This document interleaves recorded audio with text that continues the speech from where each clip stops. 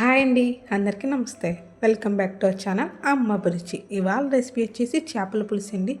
చాలా టేస్టీగా ఉంటుంది, కొత్త వాళ్ళకి కూడా ఈజీగా ఉంటుంది. ఈ ప్రాసెస్లో ట్రై చేయండి, అద్దరిపోతుంది. మళ్ళీ మళ్ళీ ఇదే ప్రాసెస్లో ట్రై చేస్తారు, అంత బాగుంటుంది.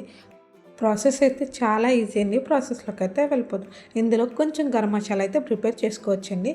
అందులోనే 2 స్పూన్లు ధనియాలు, 1 స్పూన్ జీలకర్ర, ఒక 5 లవంగి మొగ్గలు, ఒక యాలకి, చిన్న దాల్చిన చెక్క, కొన్ని వెల్లుల్లిపాయ రెబ్బలను అయితే తీసుకోండి. అలాగే చిన్న సైజు అల్లం ముక్కను కూడా తీసుకొని పక్కన పెట్టుకోండి.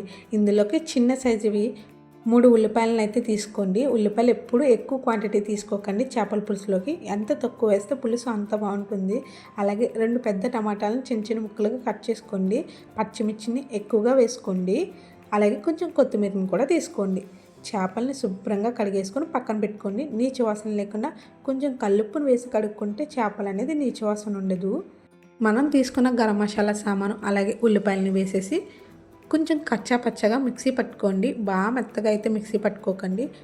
ఉల్లిపాయ అనేది బాగా మెత్తగా నలగకుండా చూసుకుంటే సరిపోతుంది. ఇప్పుడు స్టవ్ మీద గిన్నె పెట్టుకుని ఆయిల్ వేసుకోండి. చేపల పులుసులోకి ఆయిల్ కొంచెం ఎక్కువ పడుతుంది.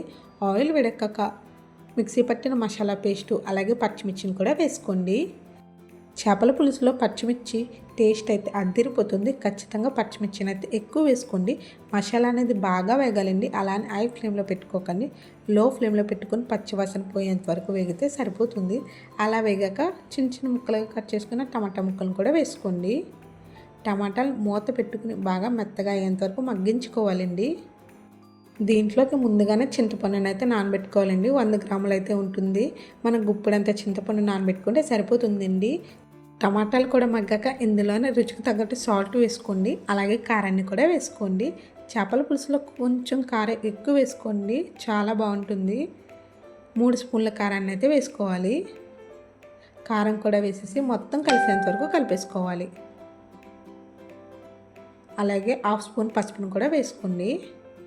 పసుపు కూడా వేసాక మొత్తం కలిసేంత వరకు ఒక్కసారి కలిపేసుకొని కొంచెం మగ్గించుకుంటే సరిపోతుందండి. అలాగే చింతపండు రసాన్ని కూడా తీసేసి పక్కన పెట్టుకోండి. కారం వేసిన వెంటనే పులుసుని అయితే వేసేసుకోవాలి. పులుసు అయితే ఎక్కువ నీళ్లు వేసి చేసుకోకండి, తక్కువ నీళ్ళతోనే చేసుకోండి. బాగా పలచగా ఉన్న చేపల పులుసు అయితే అస్సలు బాగోదు. కొంచెం చిక్కగా ఉండేలా చూసుకోండి.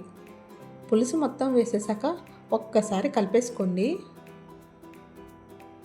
మూత పెట్టుకుని కొంచెం సేపు మరగనివ్వండి. మీరు కనుక ఫస్ట్ టైం నా ఛానల్ చూస్తుంటే కనుక వీడియో నచ్చితే లైక్ చేయండి, షేర్ చేయండి. మన ఛానల్లో ఉన్న వీడియోస్ని కూడా చూసేయండి. మీ ఫ్రెండ్స్ అండ్ ఫ్యామిలీ మెంబర్స్కి కూడా షేర్ చేయండి. మీరు కూడా ట్రై చేసి మీకు ఎలా వచ్చిందో కామెంట్ చేయండి. పులుసు కొంచెం మరిగింది అనుకున్న తర్వాత చేప ముక్కలను అయితే వేసేసుకోవాలండి. ఒక్క పొంగు వస్తే సరిపోతుందండి పులుసు. వెంటనే చేప ముక్కలను అయితే వేసేసుకోవాలి.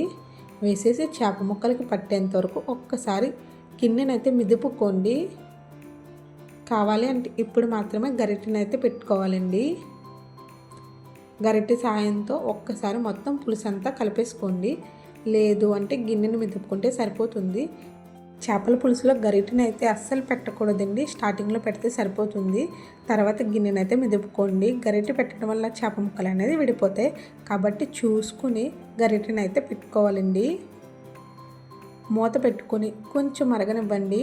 అలాగే ఇందులో కొత్తిమీర ఖచ్చితంగా వేసుకోండి. చేపల పులుసులో కొత్తిమీర సూపర్ టేస్ట్ ఉంటుంది. ఎవరైనా కొత్త వాళ్ళు చేయాలనుకున్న ఈ ప్రాసెస్లో ట్రై చేయండి, చాలా బాగా కుదురుతుంది. మళ్ళీ మళ్ళీ ఇదే ప్రాసెస్లో చేస్తారు. అలాగే పులుసు బాగా మరిగి నూనె పైకి తేలుతున్నప్పుడు కొంచెం కొత్తిమీరని అయితే వేసేసుకోవాలండి. దింపేసి ముందు వేస్తే సరిపోతుంది. కొత్తిమీరని కూడా వేసేసి మూత పెట్టి ఒక్క మరగనివ్వండి. అంతేనండి, ఈజీ అండ్ టేస్టీ చేపల పులుసు అయితే రెడీ అయింది. మీరు కూడా ట్రై చేసి మీకు ఎలా వచ్చిందో కామెంట్ చేయండి. ఛానల్ సబ్స్క్రైబ్ చేయడం మాత్రం అస్సలు మర్చిపోకండి. సబ్స్క్రైబ్ చేసుకోండి.